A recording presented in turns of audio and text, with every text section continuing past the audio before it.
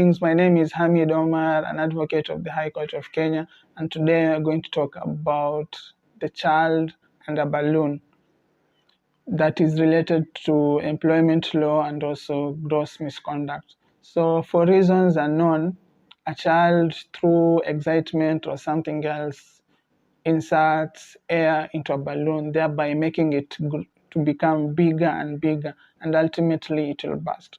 So it's using this same concept, and when they burst, that's when the child will cry. So it's using the same concept whereby the air being pumped into the balloon, that's what we call gross misconduct.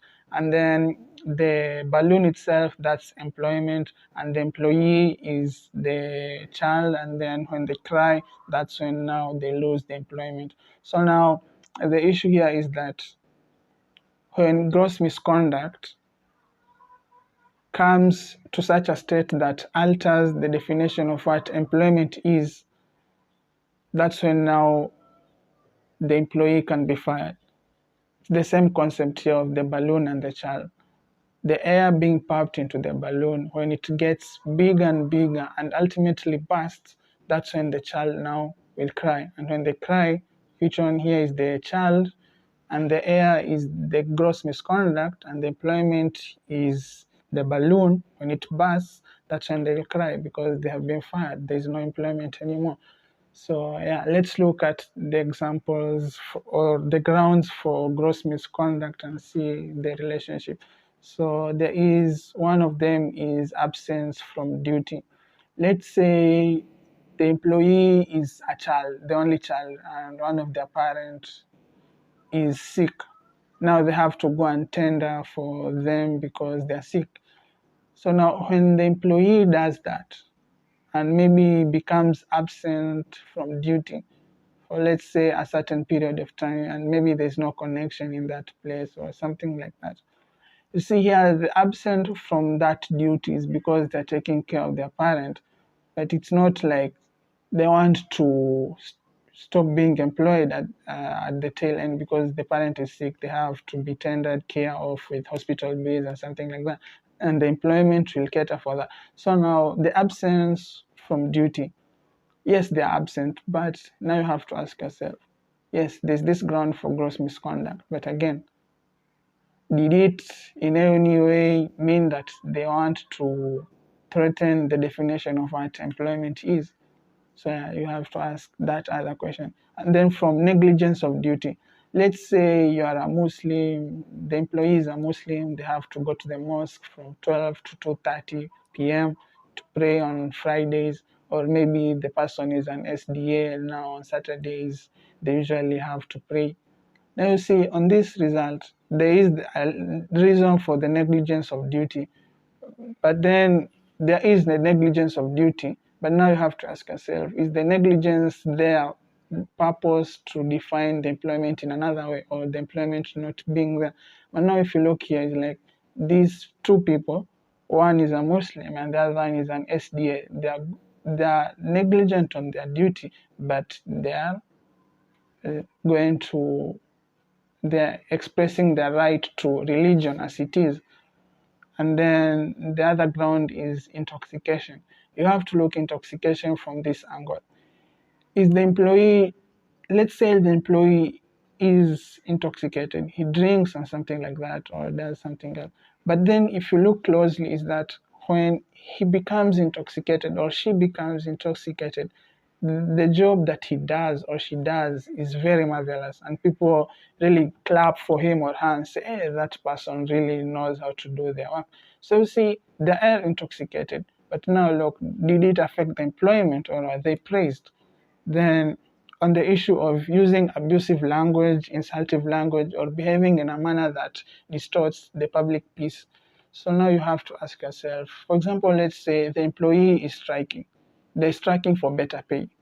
You see, they're striking, but they're using abusive language or insultive language. But at the end of the day, their goal is that for better pay, and they want to still be into that employment. So now, yes, there's that ground, but then you have to ask yourself, was it to threaten the employment definition as it is? And then let's say you disobey an order from above, from a person of a higher rank from you.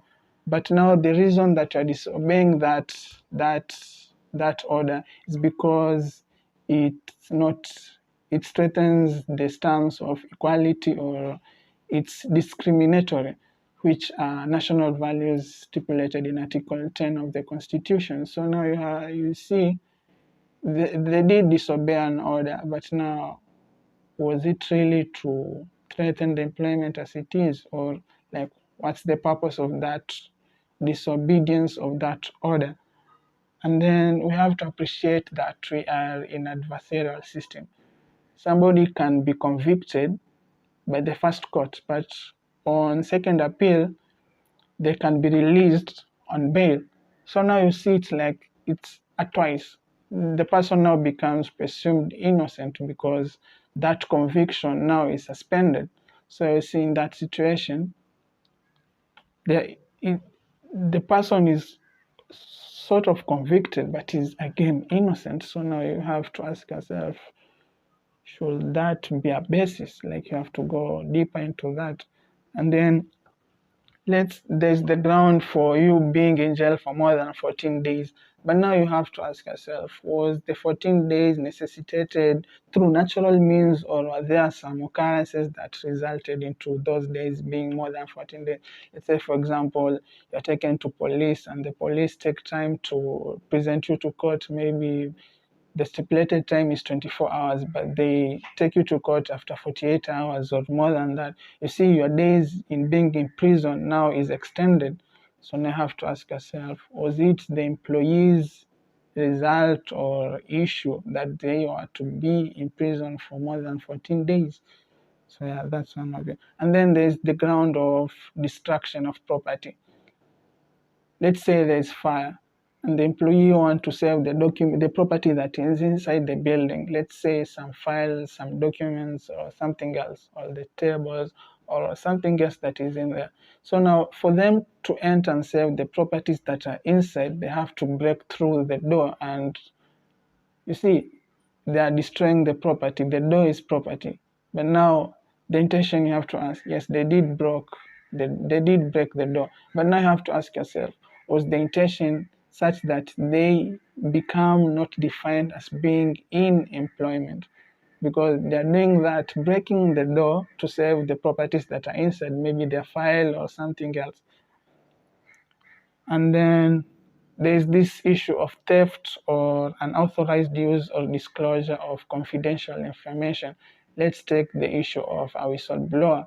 The employee becomes a whistleblower because there's that urge, there's that feeling, that patriotic element in them to their country. So now they have taken that information, they have stolen that information and disclosed it because for a reason, maybe something is not going right in that organization, parastatal, like there's inner dealings and the public ought to know because there is like funds are not being used well or something like that, like there is inner dealing. You see, it's a gross misconduct. They have disclosed information that they are not authorized to disclose. But now you have to ask yourself, was it for the betterment of the parastatal, or was it for them releasing that information for purposes of them not being employed?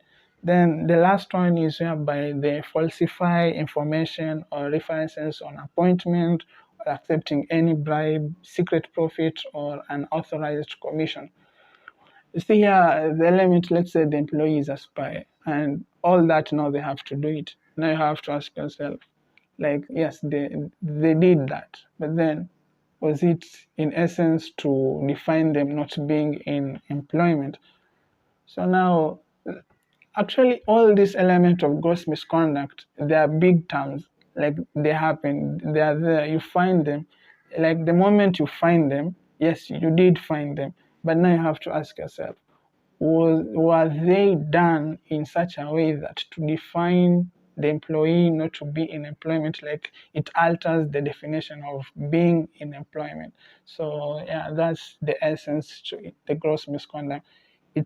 The ground might be present, but now you have to ask this other question again for it to say that you can fairly dismiss an employee. It's the same concept now of the balloon and the child, and the balloon and the child. So the air inserted into the balloon, it makes the balloon bigger and bigger. The air here is gross misconduct. Because it's bigger, it makes the situation look big and big. So yeah, that's it. But now you have to ask yourself, will that bigness burst the balloon? Here being the balloon, the employment, will it give another definition of what employment is? And if it bursts the balloon, then now you can fire the child, because now the child will have to cry because now they're fired. And when you know that when you're fired, is that you lose your source of livelihood. So basically, yeah, that's it. The concept of the child and the balloon in relation to gross misconduct and employment law. That has been my time. I am Hamid Omar from Hamid and Associates Advocates located at Malindi. You can contact us through hamidlegal800@gmail.com, and our email consultation is free. And depending on the quantity that we have, we might get a late response. So yeah, that has been me, Hamid Omar, and thank you for listening.